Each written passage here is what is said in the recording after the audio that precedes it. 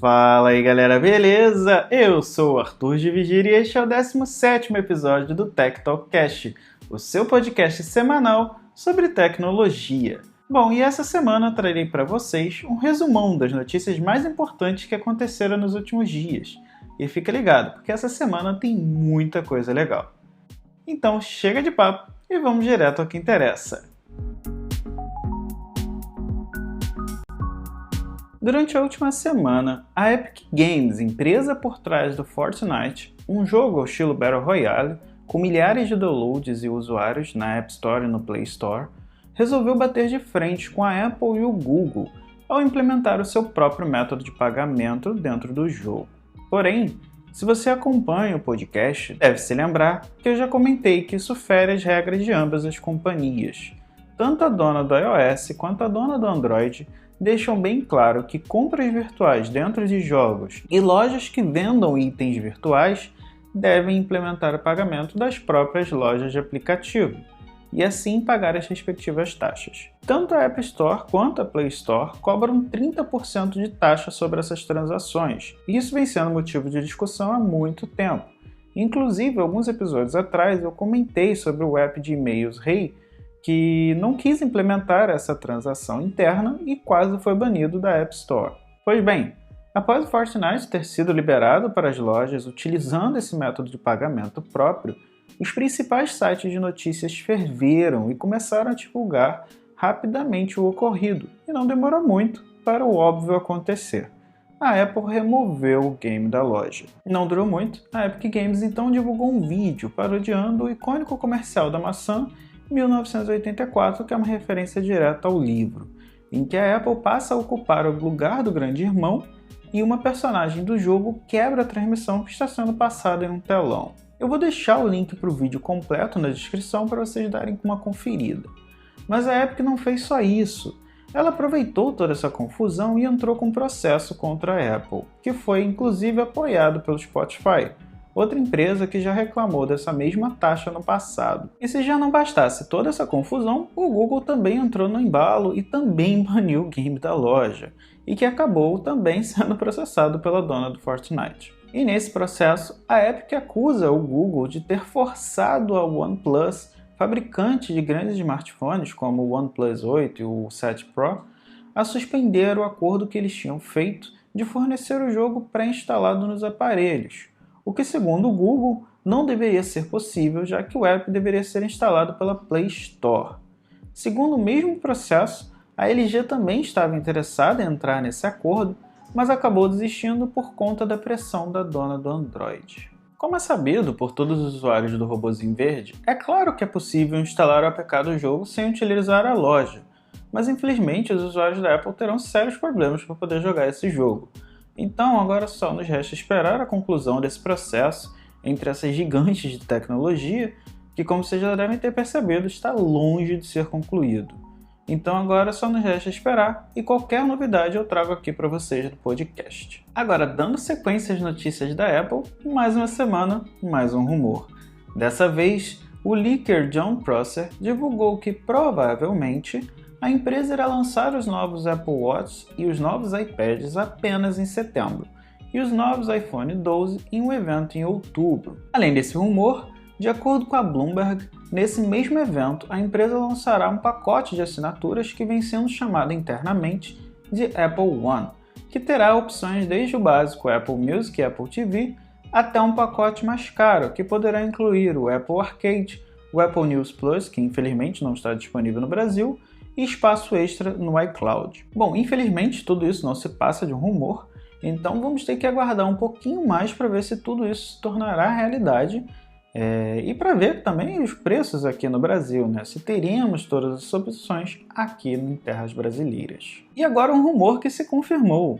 Essa semana a Disney anunciou que teremos sim Disney Plus em novembro no Brasil. Segundo um comunicado da companhia, o serviço irá englobar todos os filmes, séries e documentários da Disney, Pixar, Marvel, Star Wars e National Geographic, e será o destino exclusivo dos lançamentos e de tudo relacionado às empresas aqui no país e em toda a América Latina. Isso inclusive já levantou alguns questionamentos, como por exemplo, se os filmes da empresa, né, que estão espalhados por serviços como Amazon Prime e Netflix, se eles ainda estarão disponíveis nessas plataformas no lançamento do Disney Plus aqui no Brasil, ou se eles irão perder, né, esses filmes e séries.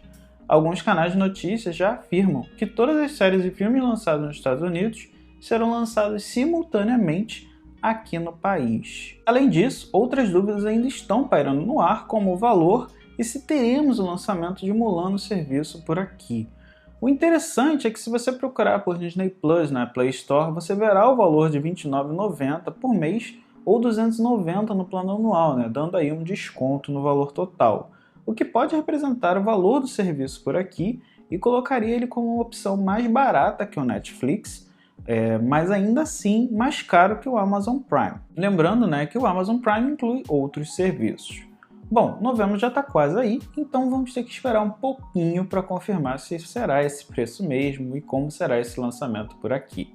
Já que eu estou falando de serviço de streaming, que tal dar uma conferida no serviço de vídeo da Amazon, Amazon Prime, que inclui séries incríveis como The Boys e The Man in High Castle. Clica na descrição desse episódio para testar o serviço por 30 dias. Além do serviço de vídeo, você irá levar outros serviços inclusos, como por exemplo, frete grátis em diversos produtos. Não custa nada e você ainda vai estar ajudando o podcast, beleza? Agora voltando às notícias e seguindo as notícias do Brasil, o serviço de pagamento universal Pix, que estava em fase de desenvolvimento pelo Banco Central e que promete substituir o TED e o DOC nas transferências bancárias, além de ser uma alternativa ao débito e, claro, né, a pagamentos em dinheiro, foi aprovado pela instituição e deverá entrar em funcionamento a partir de 16 de novembro desse ano. Eles informaram também que todas as instituições participantes poderão pré-cadastrar seus clientes a partir de 5 de outubro, dando uma espécie de chave digital, como se fosse um ID digital, né, que poderá ser o seu número de celular ou até mesmo seu CPF ou seu e-mail. Essa novidade, porém, terá um custo de 1 centavo por 10 transações. Então não se sabe ainda se as startups, né, os bancos digitais e os bancos já clássicos aqui do país irão repassar esse valor ao cliente, já que muitos dos TEDs e DOCs hoje são gratuitos para algumas contas que são totalmente free. Essa é outra novidade, né, que teremos que aguardar um pouquinho mais. E assim que tiver mais alguma atualização, eu trago aqui para vocês. Bom, e entrando no mundo das redes sociais, um pesquisador de segurança digital descobriu um bug no Instagram. Ao solicitar suas fotos e dados de seus directs, ele recebeu arquivos deletados com mais de 1 ano de vida. Ou seja, ao invés de apagar esses dados, a rede social armazenou essas informações em seu servidor sem conhecimento de ninguém, já que a empresa informa que dados deletados, né, são apagados de seus servidores geralmente dentro de 90 dias. Ou seja, ao apagar algum dado, né, algum direct na sua conta, ele será deletado permanentemente dentro de 90 dias. Porém, isso se provou errado, né, já que ele conseguiu ver dados de mais de 1 ano. Ao reportar esse problema, o Instagram informou que esse bug já foi corrigido e pagou ao pesquisador o valor de $6.000, uma prática comum no mundo da tecnologia. Quando você descobre uma falha de segurança, né, dependendo do tamanho, você recebe um valor. Mas, infelizmente, ela não deu mais informações sobre o bug e nem a extensão de usuários afetados por ele. Lembrando que essa opção de download, né, de informações está dentro das leis de privacidade de dados da União Europeia, a GDPR, e está disponível a todos os usuários, incluindo os usuários brasileiros. E não é só exclusividade do Instagram. Outros serviços como o Google, a própria Apple, né, fornecem links em que você consegue baixar todos os seus dados disponíveis nas plataformas. E conforme eu prometi, essa semana eu trago para vocês mais uma dica de livro, e dessa vez eu vou falar do Jogador Número 1. Um livro que tem tudo a ver sobre tecnologia, o universo geek dos anos 80, né, anos 90. É um livro que está repleto de referências a esse período e que conta a história de Wade Watts, né, um jovem que, como o resto de toda a humanidade, prefere viver numa realidade virtual do jogo Oasis. Essa história se passa em 2044, num futuro onde todos vivem numa pobreza extrema e tudo mais, e onde o criador desse jogo, né, o criador da Oasis, ele morre, o James Halliday morre, e os jogadores devem então descobrir a chave de um quebra-cabeça para conquistar a fortuna, né, do criador do jogo. Que para vencer ele terá que enfrentar outros jogadores, além de enfrentar uma corporação que quer dominar o jogo, afinal de contas é um império milionário. Então essa empresa, né, e o dono dessa empresa querem muito controlar o Oasis, e ele terá também que fazer amizades ao longo da história, tanto no mundo virtual quanto no mundo real.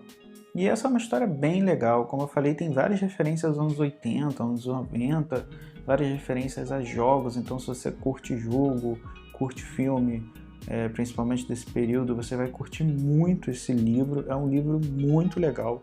Eu recomendo, é um livro que não tá caro, é bem baratinho na loja, tanto o livro físico quanto o e-book. Eu vou deixar o link na descrição para vocês darem uma conferida também. E caso vocês não queiram ler o livro, tem a opção também de ver o filme. O filme, obviamente, tem algumas modificações, mas foi dirigido por ninguém menos do que Steven Spielberg, que eu sou particularmente fã do trabalho dele. Então também vale muito a pena dar uma conferida. Então fica aqui minha dica, jogador número 1, beleza? Bom galera, por hoje é só. Eu espero que vocês tenham gostado. Caso eu tenha esquecido de alguma coisa ou tenha falado algo errado, é só me mandar uma mensagem no meu Twitter, @Arthur_GVG, que eu falo aqui no próximo episódio. E como sempre, todos os links das matérias e do podcast estarão aqui na descrição, assim como o link para o Amazon Prime e também o link para o jogador número 1, tanto o livro quanto o e-book. E não se esqueça, compartilhe esse episódio com seus amigos e familiares, deixe um like na sua plataforma de podcast favorita. E para você que ouve no Spotify, não deixe de seguir a página do programa. Já você que ouve no Apple Podcast, deixe um review lá, assim vocês ajudam no crescimento do Tech Talk Cast. Então por hoje é só, pessoal, até o próximo episódio e fui!